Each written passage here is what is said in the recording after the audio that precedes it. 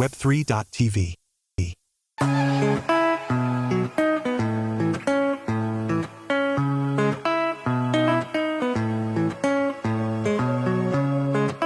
Hello, everyone, and welcome back to the FOMO podcast. Today, we have a very special guest who don't just talk about crypto, but also helped shape the rules that govern it. He's a lawyer, strategist, and one of the most recognized voices in blockchain regulation. Please welcome Gordon Einstein. Oh, what an intro. Thank you so much. Thanks for having me. How's everything going on so far? It's great. And I'm here at your new facility, and it's beautiful. I didn't know what to expect. And when the Uber said it'd be half an hour, I'm like, oh, gosh, Half an hour. it's okay. Yeah, because you did it last time on JLT, right? Yeah, different location. But now that I'm here, I'm very glad you've done an amazing job here. Thank you This so much facility. for saying yes to Yeah. me. And your crew is awesome. They can't see it because they're behind the camera, but your crew is amazing too. Thank So you. nice- Shout out to the crew. Well, shout out. Nice team. Okay, before anything else, before becoming one of the most respected crypto lawyers, what was young Gordon like? What were you doing? What your earliest passions or aspirations or dreams? Oh my gosh, that's a heavy one. Young Gordon was living in the U.S., Mm-hmm. mostly in Los Angeles.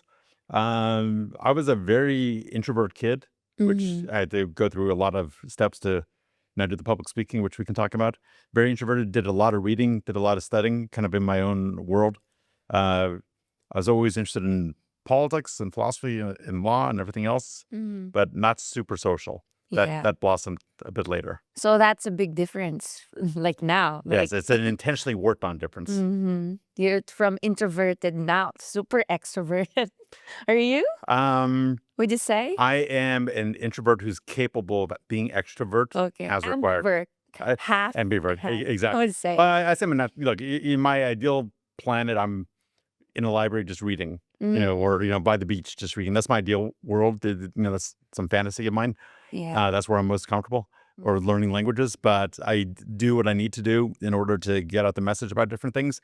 And when I'm on stage or doing a podcast or something else, I enjoy it in the moment. I'm not suffering. But the way I put it is, I'm like a big blue whale. I'll come up, I'll make a big splash. Everyone goes, Well, ooh, ah. I experienced And then I go under, and then I'm gone for 2 weeks as I just eat my plankton and recover. I So- forgot what was that event. I forgot, but I always see you have this super big energy. Like you catch all the people and they just follow you. Like Yeah. everybody in the room right now, everybody. It's like you have that big impact in the community. Thank you. Well- That's something that I've worked on. Mm-hmm. Yeah. Yes. Did you ever always dream of becoming a lawyer, or did No, luck I push you actually I end up- thought it was kind of ridiculous, to be honest. My life has taken a lot of interesting turns. So when I grew up, I was into computers and technology, and I took all my young early teenager money and bought an Apple II Plus, which came out before you were born, I'm sure. Got that computer, was interested in programming, all this other stuff. When I went to college, this is actually interesting maybe for your viewers, I had this self-limiting belief that in order to be good at computers, you need to be good at math. Yeah. And since I wasn't good at math at that time, I'm better now. Me as well. I would consider myself, I'm not good at math at all. Now I like it, to be honest. You never know. If people, the thing about people not changing isn't quite true. Sometimes you unlock skills later you didn't have as a kid. Maybe sometimes it's just a belief. You never know. So I didn't study computers because I thought I couldn't because I wasn't good at math at the time. So I did study politics. And then I always had the idea of going to business or being an entrepreneur. And my going to law school was actually defensive. I Yeah. didn't want to get pulled around or messed around with by attorneys. So I said, well, rather than letting them play their games, I'll become one. It's kind of like, adopt as tools of the enemy. But then I actually liked it when I was in school. I thought it was interesting. Practiced for a while, did my thing. Then actually, funny enough, I switched and opened a computer company in Los Angeles. Yeah, so I learned how to program. Everything I told myself as a kid was a lie. You don't need math to learn how to program, and math is actually that kind of fun. And then we can go into this, but then I went back into law because of crypto and blockchain, Okay. and then everything happened as a result of that. Okay. And how did you stumble into Bitcoin then, or blockchain? So- What was your first honest thought? I'll tell you what happened. So What year was that as well? that was 2014. 14. Yeah, Okay. 13, 14. Let's say 14. So back when I'd stopped practicing law, I had and have a computer company in Los Angeles called Adaptive Sky. We do cloud computing for law firms, and we were expanding to New York. So I brought my employees, I brought about 10 people to New York, and we displayed at Legal Tech, which is a big technology trade show in New York. I got the booth, I did the whole thing. And then this couple comes to the booth next to mine, not to mine, but the one next to mine, and they're speaking in Russian. And I always liked the Russian language. I'm not good at it, but I always liked it. It's like a lot of things. And so I just started talking to them, and they were the co-founders of the most reputable, largest blockchain development house in Ukraine, which is Distributed Lab. Now, I didn't know anything about blockchain or crypto or any of this stuff, but we hit it off very nicely. They ended up staying with me in Los Angeles sometime later. So, and they're like, I mentioned, they're from Ukraine, and they go, Gordon, have you ever been to Ukraine? I'm like, no. Have you ever been to Odessa? I'm like, in Ukraine? I'm like, no. They're like, well, we're inviting you. And I was like, oh, really? I guess that means I have to get a passport, because I was like a typical American at that point, no passport, very little travel. I ended up getting a passport. I called them up or wrote them and said, okay, I'm ready. They're like, wow, the American actually does what he says he can do. I ended up in Ukraine. They said, wow, this guy hosted us, and now he's doing what he said he's going to do. We better make it good for him. Okay. So they brought 100 other Bitcoin and crypto friends to Odessa, where we met, and they actually did a conference there just so I would have a good time.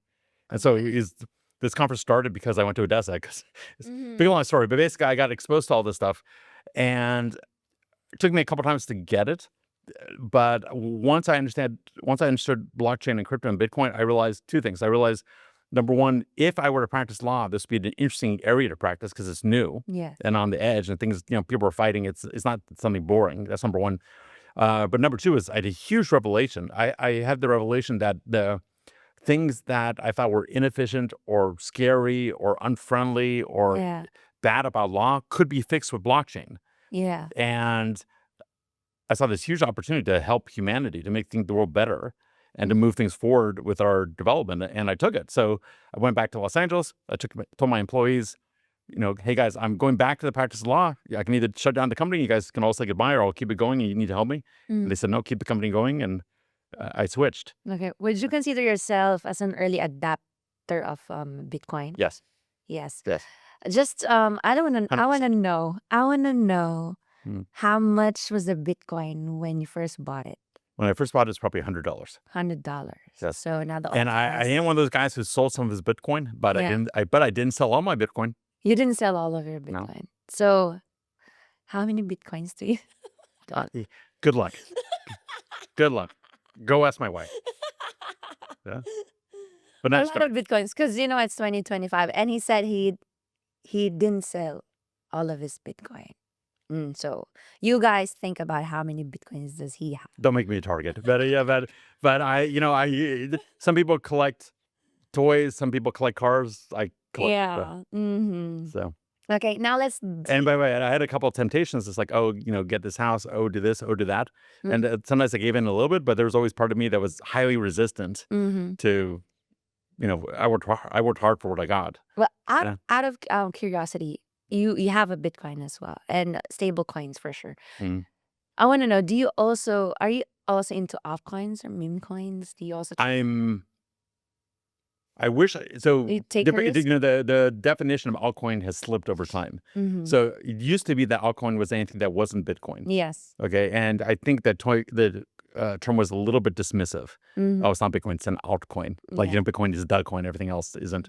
I think that distinction has gotten weaker, obviously with Ethereum, the Ethereum clones, and things like Ethereum, because there's a valid use case. It's a very different use case for when you're doing computation on the blockchain as opposed to just transferring value. So sure, there's a place for those, and some of those projects are worthwhile and good. Some of them are just rug pulls. Meme coins, have you tried? The Ethereum and everything else. I mean, I use it, and my clients use it in On business. coins. Say again? Being rugged. Have I tried being rugged? Yeah. No, but I'm not a rugger nor a ruggy, but I see it happen around me all the time. I mean, there's a real issue in the community and in the industry of that happening, and it's almost become the business model in meme coins. It kind of everyone maybe expects it to be a rug pull, and then if everyone expects it to be a rug pull, is it really a rug pull or is it just a timing issue? but it's like, Yeah, it's but true. who knows? But there's classic Bitcoin, if you like, transfer value and all the various forks. There's Ethereum virtual machines, all the clones and everything like that to do computation. Then there's these meme coins that people make a lot of money on that stuff. People do great. People are far more successful than me. I don't understand it. I don't understand. I don't get it. But that doesn't mean I'm right. Yeah. Maybe it's just a generational thing.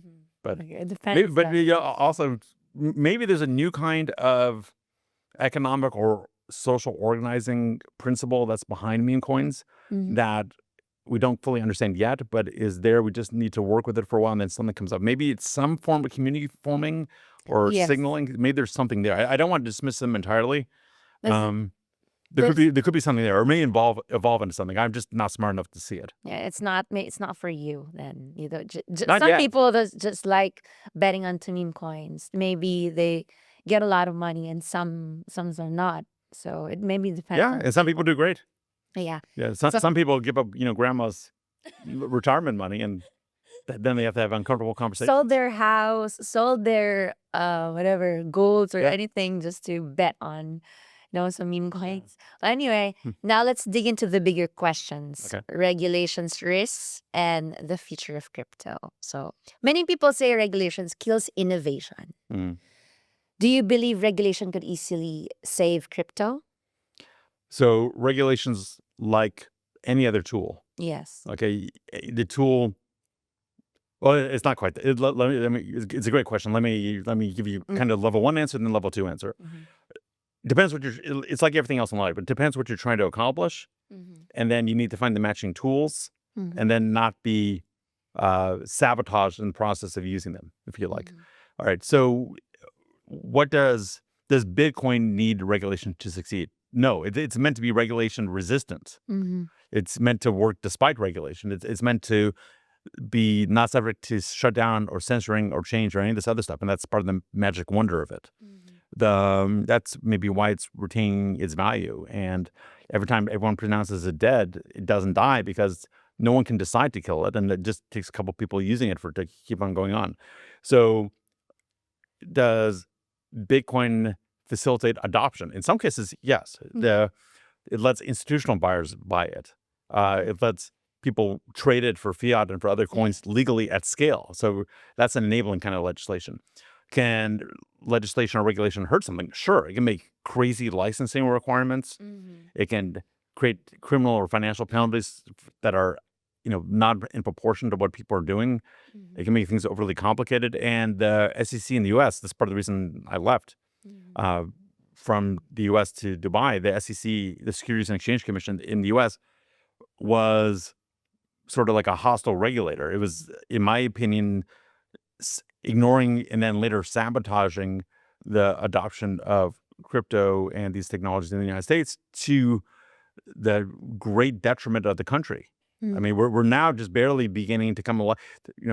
Thank God the U.S. is big, and even small improvements make a big deal because it's such a large market and such a leader. But it lost a lot of territory, so regulation really hurt it. You can contrast that, if you like, with the regulatory model in the UAE, which is they're open to new ideas and they try things. They are careful with their international reputation. They don't want to get back on the FATF blacklist or gray list. So they, it's not the Wild East here, but they're seeing what they can enable, and that's a nice model. Do they get it perfectly correct all the time? No, but at least they're doing it with good faith. Even our country in the Philippines is not yet. I mean, it's not yet crypto friendly. I don't think we're gonna adopt soon, or we're actually really late in the Philippines. So, what's more dangerous in the industry? Too much regulation or no regulation at all? Are those my only two choices? Do I have to play the cards you just dealt me? Crypto can be misused, clearly. Okay, and the people hand wave away the idea it can be used for illicit payments or for drugs or for all, to evade taxes and all this other stuff. So those are real things. It also enables freedom, and it's there's voting with your vote, and there's voting with your feet, and then there's also voting with your wallet. When you move to USDT, as opposed to, say, using a wire transfer, just because it's so easy and so fast, Yes. you're voting with your wallet, if you like, against the legacy banking system. So the anarchist in my heart says, I want a regulation. The lawyer in me goes, I want a legislation or regulation that enables this Yes. for the world's competitive advantage. And Yeah. can I add a thought here? So I'm going to completely date myself. So I'm 56 years old. I was born in 1969, before anyone in this room was born, times two. Okay. And when I was growing up in the 70s and 80s, back when your grandmother was born, okay, all the science fiction that I watched and I read was set like in the far future. In other words, the 1990s and the 2000s. So, 2001: A Space Odyssey by Stanley Kubrick, 2001. Blade Runner, which is my favorite movie, is 2019, which when you think about it, was 6 years ago. Okay. Martian Chronicles, Ray Bradbury was around that time period. So, and I also kind of grew up not during, but in the wake of the space program. So, Apollo and everything else was not in my time, but it was, my parents' time, and, still kind of like a conversation about NASA and everything else doing well. And then it was to my disappointment in my 20s and 30s and early 40s that all the cool technology that I saw on the screen, remember I was reading as a kid, all the science fiction I read wasn't materializing, and it really bothered me. I was like, well, wait a second. Here we are in 2000. Where's our moon colony? Where's our flying cars? Where's our replicants? Where's all that other stuff? And I made the comments for the longest time that everything that moved forward and was advancing for a long period seemed to be only on screens. Yes, the internet got better. Yes, we have Instagram. Yes, we have Facebook. But those are screen experiences. The physical future never seemed to arrive. But I think very recently that's changing with robots and drones and everything else. And Speaking of robots, yeah, I think. you think AI is gonna take over our place? Let me just get the punchline. No. I was So part of the reason why I like blockchain and crypto is kind of remove some of the constraints on human progress and could let it go faster. That's why I got involved. So I want regulation that speeds us up and doesn't hold us back, because time is short. Yes. We got things to do. Okay, so AI. Go ahead. Let's talk about AI. Yes. Robots and all that stuff. Do you think AI is gonna take over like humanity? I think it already has. I think we're No, living in a simulation right now. I'm not really here. you don't really care. Because some No, people, I'm kidding. I am here. It hasn't taken over yet. I think there's an extreme hazard of it taking over. There's a great paper. There's a series of papers I'd recommend to everyone, but one of them I think was called AI 2027, and it was just projecting on a straight line. If the current trends continue, what does that mean for society? What's it mean for our ability to understand what's happening? What does it mean for our ability to turn things off if we don't like it? And the consensus is that artificial general intelligence or artificial superintelligence, people used to say, oh, that's 2030, 2040, 2050. All the experts are bringing closer in time. And everything that we thought was the exclusive domain of human beings is falling one by one, whether it's art, whether it's singing, whether it's making a plan, whether it's brainstorming, whether it's friendship. So sure, I really hope, again, I'm a new father. I really hope that we get on top of this and can stay on top of it, because, by the time my son is going into, it sounds serious to say, by the time he's going to high school, it's going to be the 2040s. What is this going to look like? Yeah, there's Is that right? 2040s? No, by the time he's going to college. So, yeah, let me not make myself too crazy. But it's moving extremely fast. The rate of change, is accelerating. So we have a lot of work to do. a lot. I mean, like I've seen places like actually in social medias, like gasoline. Like we have robots putting on some gas tanks. Waiters, Yeah. all robots. Even the one who's doing their eyelashes is an AI as well. Imagining like reporters are all AIs. I mean, like Yeah. And who says what they're asking or reporting is real? How I mean, all these Zoom calls that we take so casually, yeah, soon they're going to be, you're already getting filters on your face with yes, Instagram. true. Soon it's going to be avatars that are photorealistic, acting the way you act, saying the things you would say. and then maybe reporting back to you, how did that Zoom call go? You can virtually be in 10 meetings at once. Yeah. And then there's interesting questions like, if your avatar signs a contract, is that It's binding true. against you? Yeah. So, but not quite. That's It's different. kind of it's mind. There's huge. I don't want to knock it. There's huge opportunities with AI. I mean, these tools are powerful, cheap, getting more powerful, getting more cheap, becoming more accessible, becoming democratized. They're solving problems that we couldn't solve or would take longer to solve. They're coming up with new math solutions. Like, it's not just they're doing what we're doing better, they're doing new things that we couldn't do. Yes. But what's neat also is sometimes we see what they do, and even though it would never occur to us, now that we see them do it, Yes. we learn from that, and now we can Now do we it. can do it. Which is kind of interesting. It's like a prosthetic for our minds. Yeah. So it's a wild ride, and and everyone says, "Oh, you need to keep up." I don't know if you remember, like 4 or 5 years ago, everyone was saying, "Oh, learn to code." This one. Everyone's like, and they were very unsympathetic for people who worked with their hands and lost their jobs. They're like, "Oh, you should learn to code." Well, now Claude and everything else is coding as good as most humans, and maybe the best engineers are monitoring their work. But how do you keep up? What do you do? It's an interesting question. How do you feel? I don't really know. Like for me, I'm scared because they might took my job.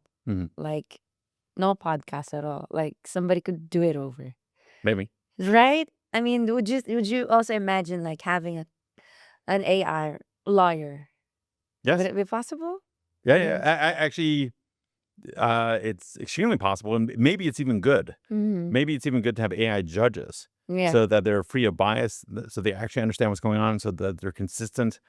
Sometimes there's a saying, a good lawyer knows the law, but a great lawyer knows the judge. Well, that's a cute saying, but what does that actually mean? That means that judges are not consistent in how they decide cases. It depends on the personality and their work habits and everything else. Heaven forbid you bring a case and a guy has a hangover, a gal has a hangover from last night, and they're just angry at you. And like all this lawsuit, all this preparation goes out the window. The point of the AI, ideally, is that it's perfectly consistent and can explain its judgment, and you can build in things like mercy or discretion or being reasonable. So maybe it's a good thing. Yeah. But that's a very slippery slope, because why not have our government be AI? Yes. Do you really want the deep state telling you what to do? We don't really know. Well, going back, sorry, we moved to whatever you like. crypto a lot, and then going back, sorry, to our topic. Can decentralization and governments really coexist, or will one eventually crush the other? Sorry. They can definitely coexist. So there's different. They already coexist. So you have highly centralized autarkic governments. You can say SARS Russia was highly centralized, for example, or France is reasonably centralized. The provinces don't have elections; they report back to Paris, or they don't. There's no such thing as a governor of like a French province. But that's the one extreme. And it's not a dictatorship. They have democracy at the center. It's just it's centralized. Then you have more decentralization. So you might have federalism, for example, which is what Germany and the U.S. has. And then you can get more decentralized. You can have a confederation, like what Switzerland has.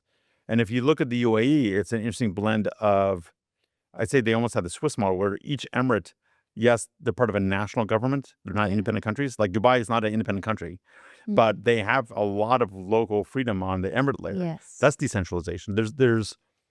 It's already adopted and accepted as a way of doing things. You push power down towards the people. And I think maybe what you're also asking is, can some of these structures move onto the blockchain, like voting, like all these other tools? And I think if done correctly, it can enhance freedom. It can enhance stability. I mean, at least on the blockchain, you know who did what and when. So maybe it increases accountability. But the flip side of that is, if these technologies get beyond the grasp of human control, of course, on one level, that might be good because it creates freedom. On the other hand, governments live on taxes, and sometimes governments do things we want. It's not all bad. And if those governments don't have a source of revenue and can't pay their people, then we're in anarchy, and I don't think that's better. That's like the ultimate form of decentralization. Okay. So it's like everything else. It's a tool that we need to use with some wisdom, maybe with some AI enhanced wisdom. But sure. What can you say about the countries investing in Bitcoins? In Bitcoin or in crypto or blockchain? I would say, yeah, in crypto. So the ones, I'm not one of those guys that says blockchain and crypto and Bitcoin is the solution for everything. I just think it's one part of a bigger puzzle. Mm. But any country that isn't aware of this and isn't being friendly to it is causing themselves a problem. And I don't think central bank digital currencies are the same thing or Yes. equally useful. People like to conflate the two, but central bank digital currencies, to my mind, are scary because the government basically controls your wallet. Yes. You see everything you did. They can freeze it. And you saw this in Canada where they froze the bank They accounts. can hold it anytime they Yeah, want. that's scary, right? Mm-hmm. God bless China, but if you're paying for everything on WePay, whatever that is, okay, and they're doing a social credit score, and they don't like what you're doing, they can lock you out of your apartment, and they don't use cash there. Yeah. Cash has freedom. They don't use cash in China. It's weird. You wouldn't do that. So there's a danger with central bank digital currencies. Let's not conflate that with blockchain and crypto, even though they may use elements of that technology. But I think countries that are forward-thinking and are enabling stablecoins that aren't central bank digital currencies and allow for Bitcoin and put Bitcoin in their treasury will do very well. Germany, again, God bless them, they had some Bitcoin because it was a criminal case, so they took it, they sold it, and now that Bitcoin would be worth 20 or 100 times more than what it was. And Bulgaria did the same thing, and the U.S. did the same thing.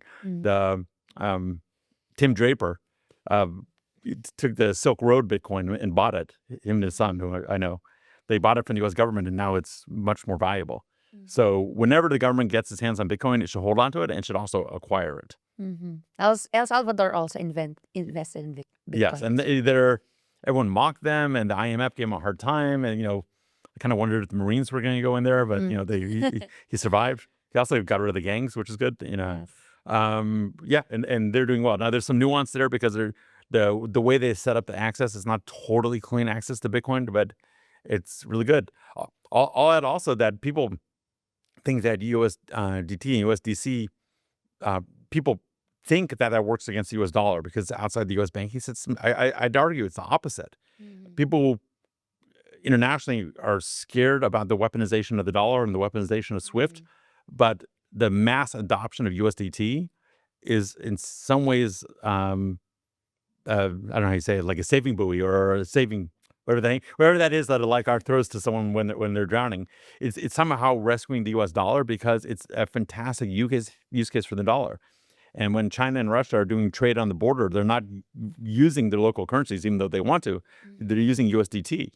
So these things have interesting geopolitical effects also. In the Philippines as well, the Philippines are also filing bill to invest in Bitcoin. They should. Yeah, now. Yeah. Yes. Yeah. And do you think the BRICS countries will defeat the dollar? The BRICS countries may defeat the U.S. I don't know if they're going to defeat the dollar in a vacuum. So the U.S., again, I'm from the U.S., but I call it, like I said, the U.S., the term for what the U.S. was able to do with the dollar was called the exorbitant privilege, because it was the international reserve currency, because of our military, because of everything else, and because of SWIFT, the U.S. dollar even withstood a lot of misuse over time. Ever since Nixon took us off the gold standard in 1972 or 73, we've been using and abusing the dollar, and we've cut down anyone that proposed an alternative. And that allowed the United States to get sloppy with its deficits, with its abuse of SWIFT, with its sanctions, with its property seizures. And I think, whatever my feelings about, who's right and who's wrong, what the U.S. did in response to the Russian-Ukraine war kind of put everyone on notice, especially China. And now they're looking at differences. I don't think necessarily the Chinese currency will become the international standard because it has its own problems, and no one else is really big enough to take on the U.S. dollar. But when it comes to the BRICS countries trading amongst themselves as a trade currency, I can see, there's this whole delete America movement. They don't want to touch the U.S. dollar. They don't want to touch U.S. banks. They don't want to be in SWIFT. And I think you're developing spheres I don't know if it's going to defeat the U.S. dollar, but the U.S. dollar maybe won't be so international as it was.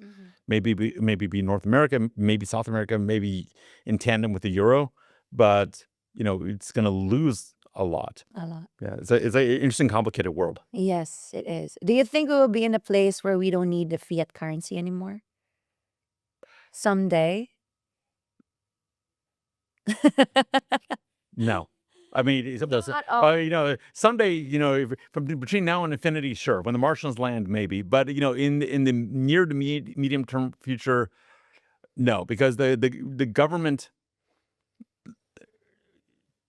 I don't think the governments are going to allow everyone to completely move to a coin that they don't control. Okay, they may allow stable coins based on their fiat currencies, and that's like the bank issuing a loan based on its deposits. It kind of strengthens the underlying currency if you do it right. But completely, I think China has a very clear sense of its own national interest, and it has a lot of muscle, and it has a lot of people there, and it can tell them what to do. And the U.S. is maybe not quite so strict, but it's similar. And Russia has no problem telling its people what to do. And we all have physical bodies. We live in these places, and if they say don't use this, do this, especially if you got a family, especially if you got property, you're going to mostly comply. Yeah. And so these are governments are jealous and possessive creatures, and we can kind of play on the edges, but to completely escape from fiat, I don't think so. Do you see Bitcoin ever being fully recognized as legal tender worldwide? Probably not, but I don't think it needs to be. So if I can either A, convert it for fiat, or B, can find people to provide me with goods and services in exchange for it, I don't necessarily need that recognition. Okay. Now, I think, and also for better or for worse, the way we view Bitcoin is as a fluctuating asset. So, a few weeks ago, it's $125,000 US. Now it's whatever it is, 107,000. It's going up and down. So now you can argue that Bitcoin's perfectly stable, that one Bitcoin's always one Bitcoin, and it's the US dollar that's going up and down. But everyone's always thinking, people are still thinking in their national Is it an investment, or do you think? It's in transition. So the original white paper by Satoshi was talking about a peer-to-peer digital cash system. Yeah. The original use of it was intended to replace cash. And cash is something that, I can hand to you and it's yours. I can't call it back easily. You can pass it on. It's not necessarily traceable or trackable. What Bitcoin and all these other digital currencies added was the ability to transact at a distance. I don't need to physically hand you the cash. And so you can argue that that was the intended primary use case. Plus, he added all these other things that make a cash into a currency. It's a unit of account. You can denominate your debt and assets in it. It's a store of value, all this other stuff. But is Bitcoin, sure, it's usable as cash, but it's the problem, in quotes, is that it's going up in value so consistently over time. Why would you spend that as cash? Why not just spend your cash as cash? Because your cash is going down in value every second of every day with inflation. Okay, if Satoshi Nakamoto came back today, do you think I'd wrench him and ask him for his private key. don't Don't go with me. Do you think he'd be proud of what crypto has become, or disappointed? So if you read his writings, he's got a very aggressive, dry sense of humor, I think. Actually, he told Dan Larimer one time, he said, I'm sorry, if you don't understand this, I don't have the time to explain it. And so Dan's always been tagged with this, I think he would view it as an unfolding story. Okay. When he did it, when he designed this thing, and of course there's a lot of other people that did it too, Hal Finney and everyone else, it was meant to exert increasing pressure over time on the existing system. And I think it's done that. I think it's made a lot of people think about what do we mean when we say money? What is a Federal Reserve System? What is fractional lending? Or fractional reserve system. What is all this stuff? And it's making pressure, including on the U.S., including on the countries that are thinking about CBDCs. It's a market competitor to them. Well, as these other countries drop the ball, Bitcoin becomes more attractive. So maybe it's too early to tell. But I think he might be a little bit disappointed that it's not being used as cash. But he might be a little bit disappointed that the institutions and the governments are investing in it. But on the other hand, it's kind of vindicating it. So I don't know. But who do you think is Satoshi Nakamoto? You are, obviously. Clearly, I read you. I recognize you. Okay, is the SEC protect? Oh, no, here's my not cute answer to that. What? I have no idea. Mm. Maybe it's Hal Finney, maybe. The computer guy who passed away, unfortunately, several years ago. It could have been a team of people. People float these ideas. Oh, it's the CIA. Oh, it's Mossad. Oh, it's this. Oh, it's that. The great thing is, and this is unlike most other things, it really doesn't matter because it's an open source code. Anyone can review it. Yes. Okay. It doesn't matter. Blockchain. It's blockchain. It's blockchain, and the code is not subject. There's not like a secret library there that no one has access to, or some secret key that lets you change the code. For the code to change, all the block producers or the majority of the block producers have to agree. So I don't care. I don't care if the devil made it. Okay, because as long as you have Bitcoin, right? as long as you have Bitcoin, I'm happy. You should have it. Okay. Do you think some governments secretly want crypto to fail and are creating laws to make sure it does? I disagree with the secret part. They're loud and clear that they want it to fail. Yes. Some of them play along that they want it to succeed because they don't want to look stupid. But I think a lot of them in their greedy little hearts want from the beginning for it to fail. Thank God we're not in a one government worldwide dictatorship, and all these countries kind of compete with each other. So if the U.S. wants to act like a bunch of jerks, people like me come to Dubai and do my stuff here, so that it puts pressure on the U.S. Not that I made that change, but maybe a little bit. But the people vote with their feet and they vote with their wallets, and we live in a time where there's this class of people that are mobile, and Dubai is a good example of a place that knows that and attracts those people. So countries that want to be jerks find all their wealthy people leaving. The UK and Germany or everywhere else. And I want these places to succeed. I'm half European, but I'm glad that they're being held accountable. In the old days, you couldn't leave your country, and you were just stuck.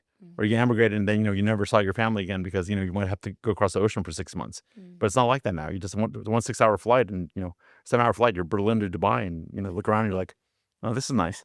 I think I'll stay here. Okay. Be honest. Is KYC really about safety, or is it even about control, or even getting our identity? It's a lot of things. So it can serve a good point because, like I mentioned, so money laundering is a real thing, okay? And we don't want everyone to be able to do everything, okay? And for example, easy example, kiddie porn. Yeah, I don't care about someone's freedom. I don't want them to be able to produce or consume that. All right.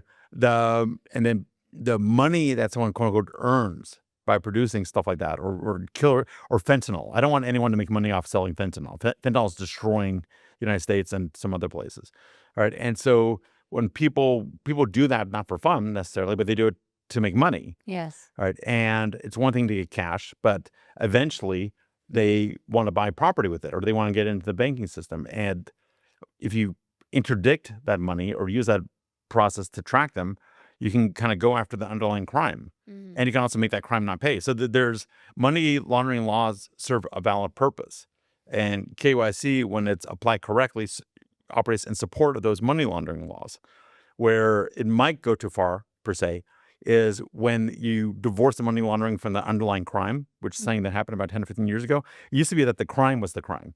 Yeah. Now money laundering by itself is crime. But, if it's money laundering from a valid activity, is it really money laundering? Well, the government might say yes. So there's elements of surveillance. There's elements of control. There's elements of debanking people you don't like. There's elements of, creating a micro industry of compliance that maybe is just theater and doesn't really accomplish something.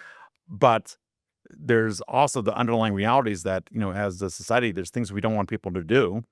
There's things where their actions hurt other people, and they can also accumulate political power and become dangerous if they become successful. You can see it with the cartels in Mexico. They assume quasi-governmental type power, and they're able to do that because they successfully launder their money.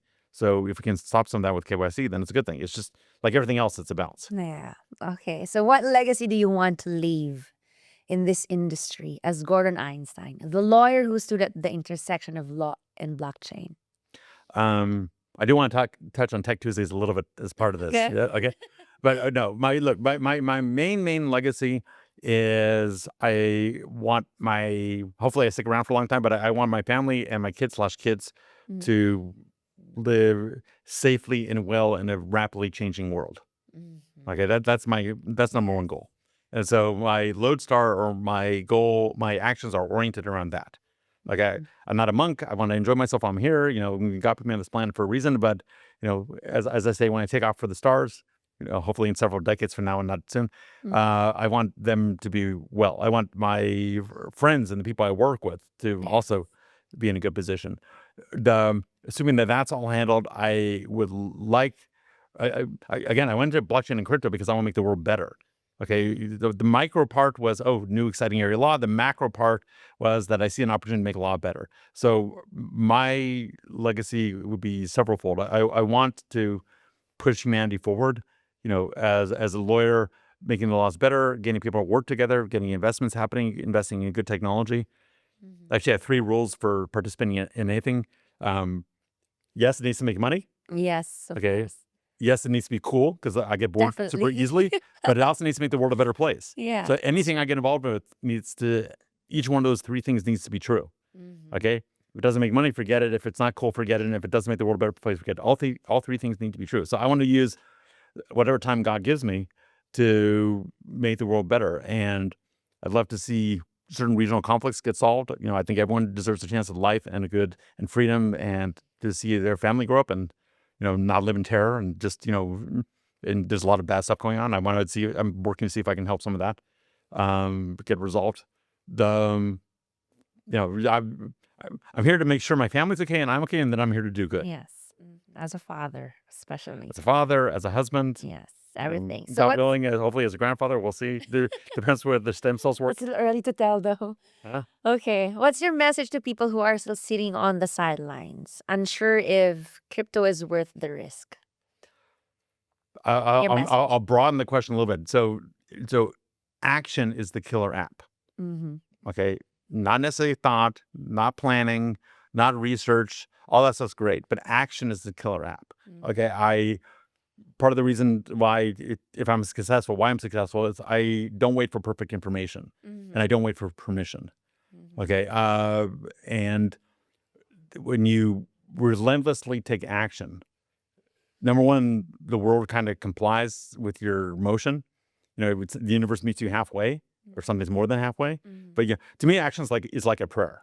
Yes, Okay, that. you send it out to the universe, or depending on your belief system, and one way or another, it comes back not necessarily the way you expect it to, but you allow the system to work. If you're just sitting at home planning or thinking or waiting for someone to knock on the door, nothing happens. And But if no you, action. yeah, So, you need to nothing. take action. Action is like prayer. Yes. Okay, and if you take consistent action every day, somehow the universe is gonna do something. It's true. It also does 2 other things. And I'm gonna nerd out because my last name's Einstein.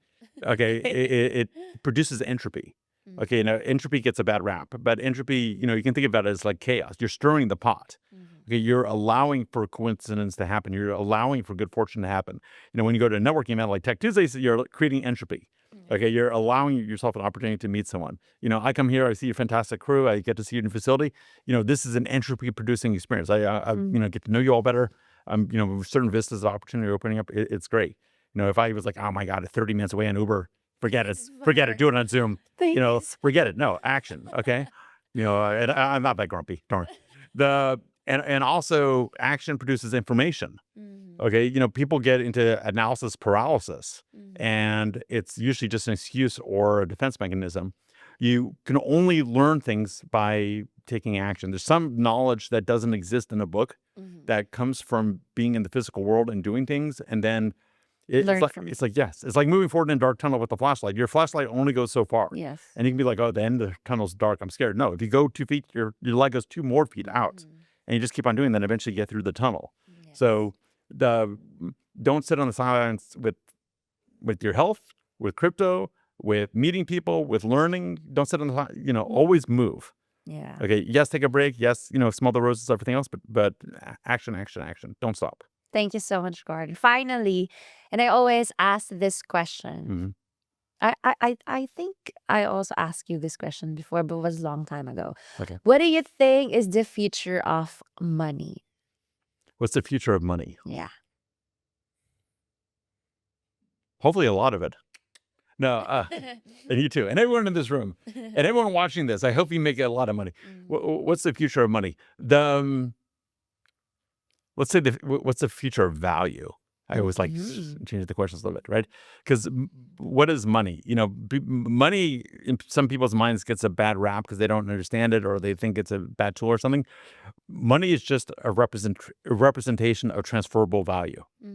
Okay, and what is value? Okay, value is the sole measure of human value is what humans assign value to. If we're all dead, gold doesn't have any value. Gold only has value in a human context. Okay, relationships only have value in human context. This nice villa on the Palms only has value to humans. Okay, again, if we all take off from Mars, it's not worth anything, right? So I think what has value depends on our values. Okay, whether it's being healthy or owning things or relationships or being around. I think it's all going to dramatically change over time. So just to get back on your great AI robotics question, we may come to a point very soon where there's no more labor constraint on what we produce, right? If we have unlimited robots producing unlimited robots, producing unlimited work, maybe the normal percentage GDP increase we're all used to doesn't mean anything anymore because you just build what you need and you build what you built to need. So then, what is the function of money? What am I buying? Am I kind of, is it a rationing thing? I think that the future of it is ours to determine, and we need to form a societal consensus on what's important to us as we're going into this new world of AI, robotics, and a lot of other things, and we'll see. Maybe it's gonna be like meme tokens, or it would just be like a scorekeeping tool. Yeah. Can I slip in something on Tech Tuesdays before we run off the clock? Of course. So, Of course. I'd love to share with the community, and I'd love to share with you that so my lovely wife and I and my business partner Mohammed Siam, we started this weekly event 1 year and 2 months ago. Yeah. It was last summer. My wife was pregnant at the time, and we didn't want to travel because just to be safe. And so we all looked at each other and we said, let's do something ridiculous. Let's start a weekly networking event in the middle of Dubai summer when it's 50 degrees centigrade outside. That sounds like a good idea. Yeah, sure, why not? So we did it, and I had done events in Los Angeles to overcome my shyness, by the way, and I've been on stage and organized some events here. But this is the first event that we decided to do on a consistent basis. So every single week, not counting New Year's Eve, we've done it. So Really? tonight is number 61. 61. 61. I actually attended one of those events. It's really grown. It's really evolved. What's neat, I think there's several things that we're at Belcanto at the Dubai Opera.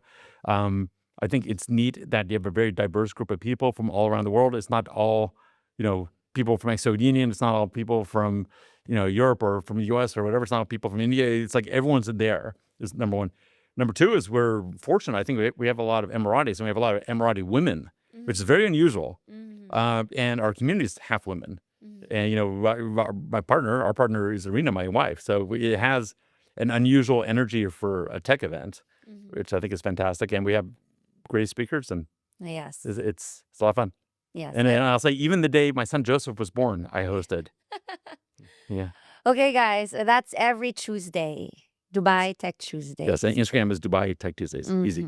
I'll be there as well. So Yes. thank you so much, Gordon. You've given us insights most people never think about, from the risks of regulation to the hidden dangers every crypto holder faces. So whether you love crypto or fear it, the future of this industry depends on the rules being written right now. Thank you for being here with us. Thank you. My so much, pleasure. Gordon. Thank you so much. Fantastic job, and your crew's fantastic. Thank you, everyone, for watching. Thank you so much. Again, don't forget to follow, like, and subscribe to all our social media platforms, Web3 TV. Again, this is Krista together with Gordon Einstein. See you again on the next episode of FOMO. Bye.